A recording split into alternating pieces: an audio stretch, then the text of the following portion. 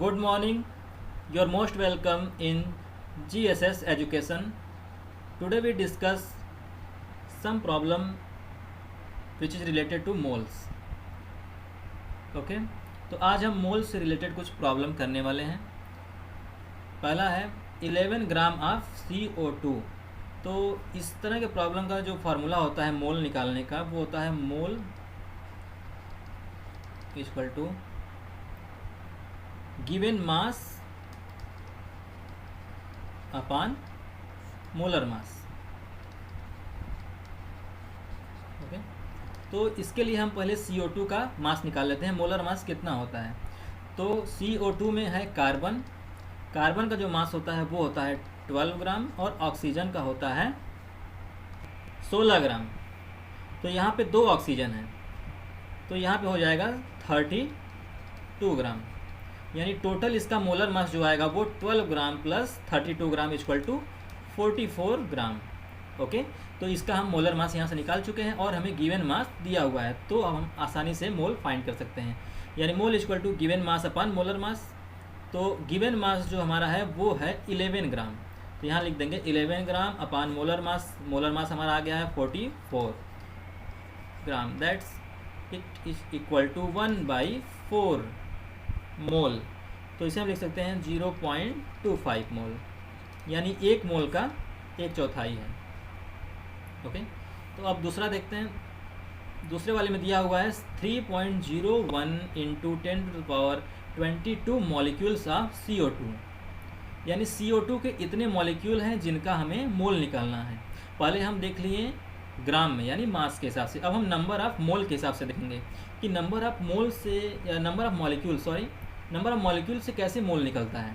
Okay तो हम जानते हैं कि 1 मोल बराबर कितना होता है, 1 mole equal to 6.022 into 10⁻23 molecules.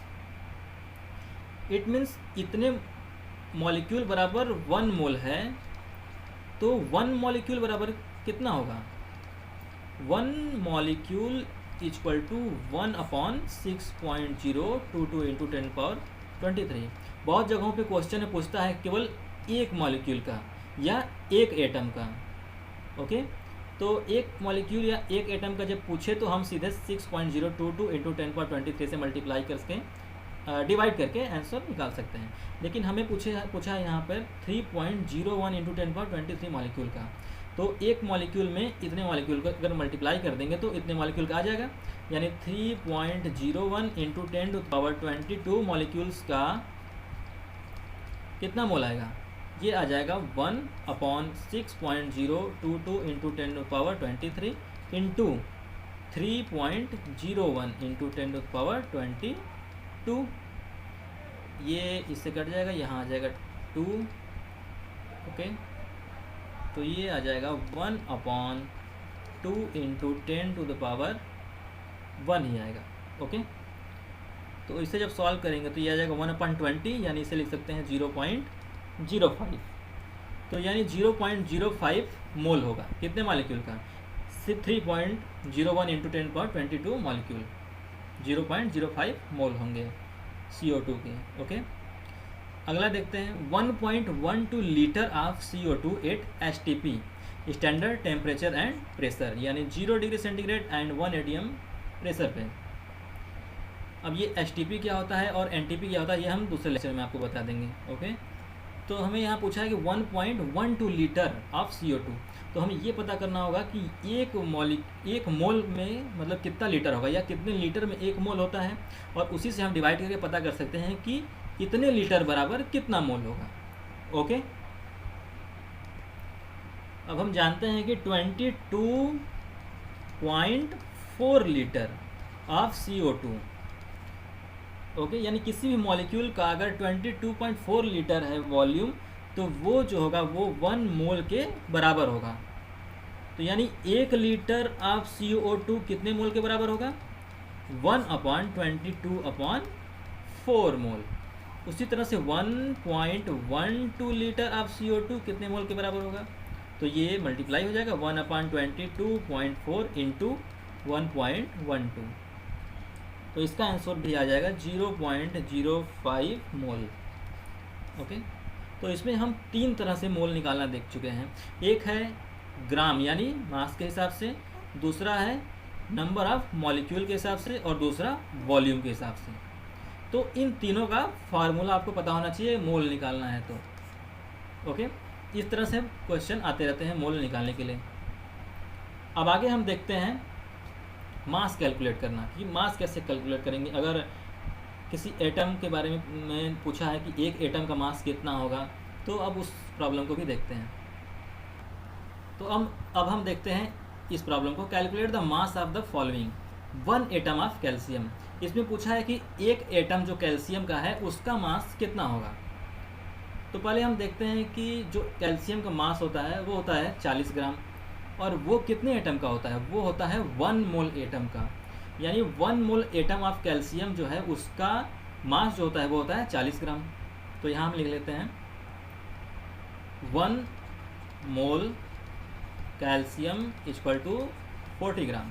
और 1 मोल में कितने एटम होते हैं, 1 मोल बराबर होता है 6.022 इंटू 10⁻23 एटम्स। यानी इतने एटम्स ऑफ कैल्शियम जो है इनका वेट है 40 ग्राम। तो एक एटम का कितना होगा, इसके पहले हम बताएं कि अगर एक एटम का पूछे तो हमें कैसे निकालना है। तो यहाँ एक एटम का हो जाएगा 40/6.022 इंटू 10⁻23 ग्राम। ओके, तो जब हम इसे सॉल्व कर देंगे तो इसका आंसर आएगा 6.6 इंटू 10⁻23 ग्राम। ओके, इस तरह से हम एक एटम का मास निकाल लिए। अब इसी तरह पूछा है कि 1 मॉलिक्यूल ऑफ SO2। तो SO2 में भी हम देखेंगे कि एक मोल SO2 का मास कितना होता है 64 gram. It means 6.022 into 10⁻23 molecule of SO2 equal to 64 gram. तो एक मॉलिक्यूल का क्या होगा,